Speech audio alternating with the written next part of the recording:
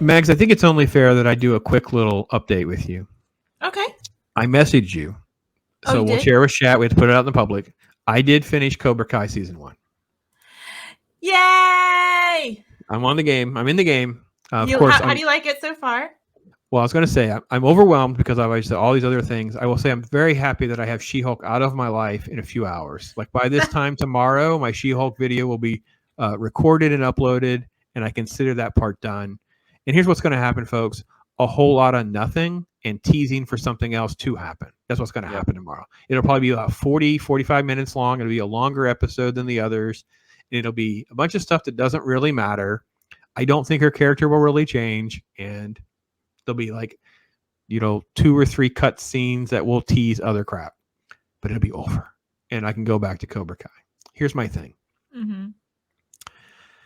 What great care the creators had before all of this stuff had started. Like this dates back to what? YouTube Red? And they put Cobra Kai originally was on YouTube Red. Correct. Before all the streaming wars, Netflix was a thing, but it was different, right? They were, but just such care of what the Karate Kid franchise is and was. And I really love the fact that there's so many like Easter eggs and homages without ever seeming obvious. It just, I don't know about you guys. I know, Matt, you've seen at least season 1, right? Mm-hmm, yeah.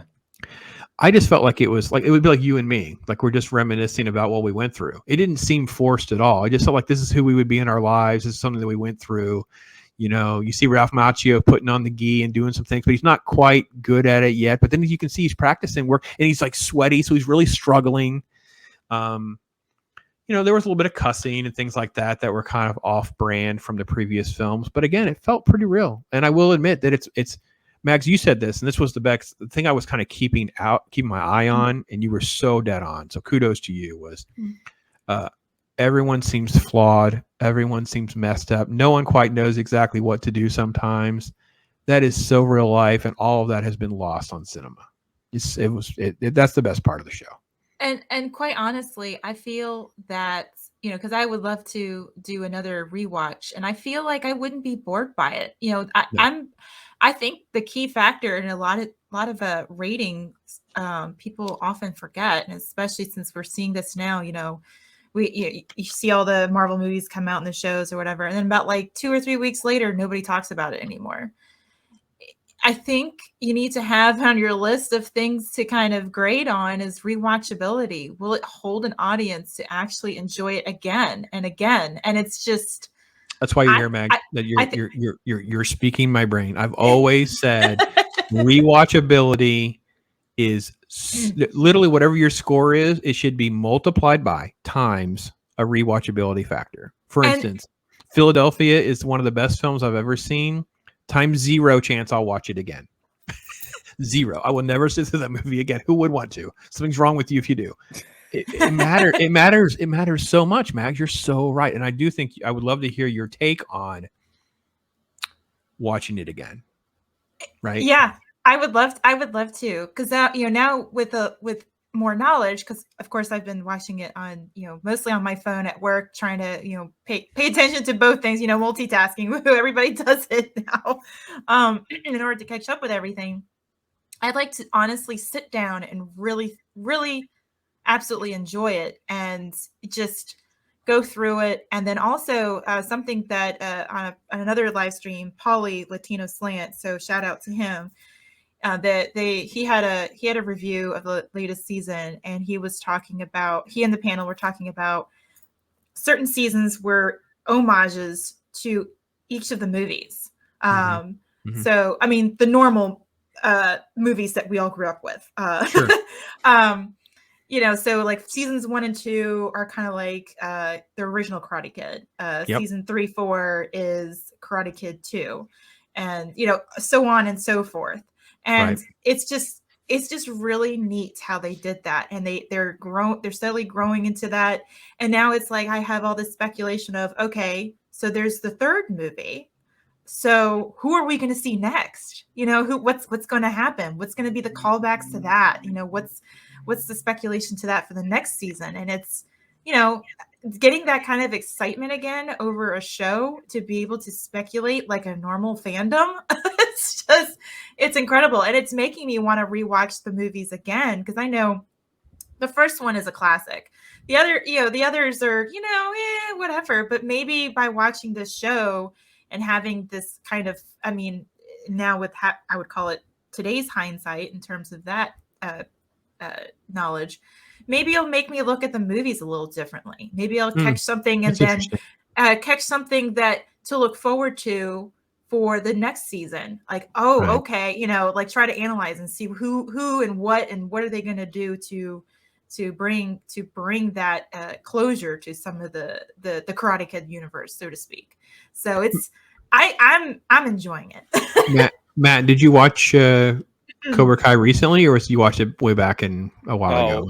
It's probably been like a year and a half ago when I watched, because everybody was talking about it. I was like, I gotta check this out. And then, I mean, that was one thing that you all said earlier that really stood out to me, was just how grounded everything was. How every character, there's not one that was, Mary Sue or anything like that. Like, you related to all of them, you liked all of them. I mean, even if you disliked them, there were solid reasons for that. So I just really, and it made me want to watch the movie again. I haven't watched Karate Kid in a long time. So after I watched that, I was like, oh, let me pop this on. You know what I mean? And it brings you back. And I've only heard good things as because normally how it is now, you get a really good first season and second season's like, or Stranger Things, right? Like, second season was okay. Third one was the one that kind of people didn't like. Well, no, you were the first. So first season, then second season, third is really down, but then 4 comes right back, and you're like, what's happening? No. So here's my thing: the writing for season 1 of Cobra Kai just kept getting better and better and better, because they took the juxtaposition of Johnny's son is this, and then this one Danny's daughter, and then we're going to switch them. We're going to do this, and we're going to switch it again, and we're going to do. I mean, it was so good and then of course it doesn't have to have the Hollywood cliche ending. It's still pretty muddy and doesn't quite go according to the plan. And by the way, life lessons. I'm like, holy crap, this is good writing. I thank you, Mag, so much for just. See, she looks like she's sweet and innocent down there, but she's so mean. She's like, Pop, you have got to watch it. No, she doesn't do that, but she does stay on me to like, hey, listen, Pop, I'm telling you, it's so good. It's so good. I'm like, hey, it's fair. I'll get to it. And I think I watched season 1 in basically about a week and a half. It was like I drug it out too long. Well, and the thing is, it's a good palate cleanser for a lot of the horrible content that we have been getting. And I have to always constantly look at it. When people suddenly go, "Oh, this is such a breath of fresh air," and I'm just like, "All right, are you saying that because we are literally being fed poop, that this mediocrity seems like a breath of fresh air?" But honestly, I don't think Cobra Kai is mediocre. I think it's it's definitely shines on its own without tearing anything else down or tearing itself down. It understands what it is. Yeah. But at the same time, it doesn't seem, it seems like it cares about the audience too. And you can tell that the actors, everybody involved, are enjoying themselves as well. I mean, they are totally 100% in on it. And that's, when you can sense that energy, that chemistry, that makes it even 10 times better, in my opinion. The bar scene is what did that for me, where it just seemed like there was this uncomfortableness, and they kept working through it in a very normal way, in a natural way. They bonded over the song in the car. There's little elements, and look, guys, I'm not going to lie to you. I can tell the difference between mediocre and non-mediocre, and I constantly have said things. We're talking about Andor. Andor is just, it's very generic sci-fi. Doesn't feel like Star Wars. This was one of my biggest problems with Rogue One. Didn't hate Rogue One. Just thought it was okay. Like, it's like, all right.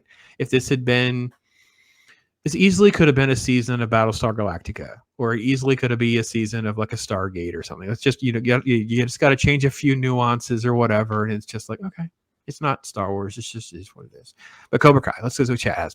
Chat says, Bobby says, Johnny's best part of this year. Well, Johnny's been given all of the meat of the script. Like, so I will say this, the writers did give actors actual content to actually challenge them. But yeah, Johnny's arc is amazing.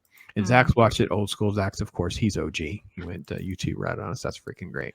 Dave Reardon's in the house. Hey, Dave. Hope you're doing well. Hope you're feeling better, my brother. That's my friend, longtime friend, one of my closest friends.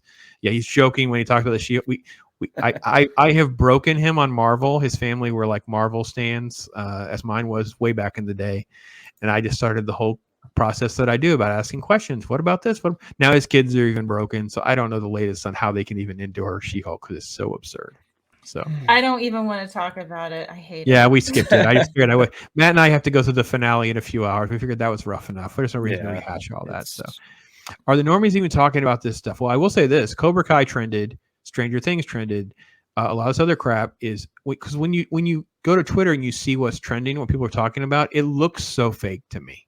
Yeah, like a lot of it is manipulated anyway. Yeah,